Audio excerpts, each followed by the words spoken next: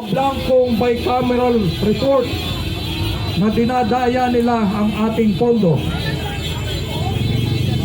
Kami po ay hindi kontento na nagbitaw sa posisyon si Speaker Martin Romualdez, pagkat hanggat tayo ay lubog sa baha dahil yan kay Speaker, tayo ay lubog na sa utang dahil yan kay Speaker, at hindi po tayo hihinto hanggat ang ating mga kababayan ay nakalubog pa rin sa baha, pagkat hanggat may baha, nariyan pa rin po ang mga buhaya.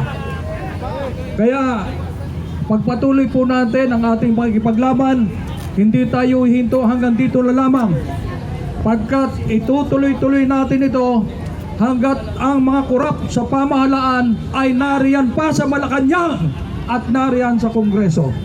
Kaya maraming salamat po sa inyo, pagkat hindi na lang po kami nag-iisa, tayo po ay marami na nagsasama-sama. At ang ating pagsama-samang ito, huwag po nating sayangin. Ito na po ang pagkakataon. Ituloy-tuloy po natin, kasama po ang United People's Initiative.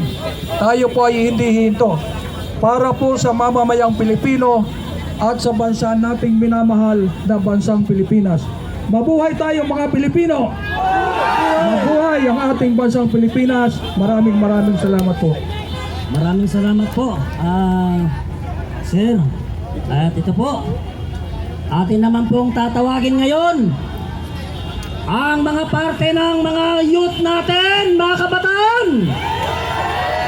Mga kabataan, nandyan ba kayo?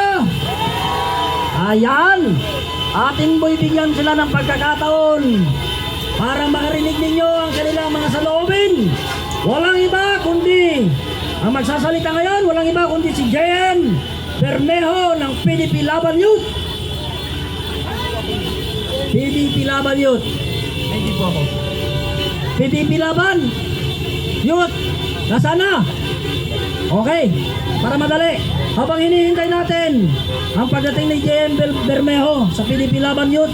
Ano po? Ito.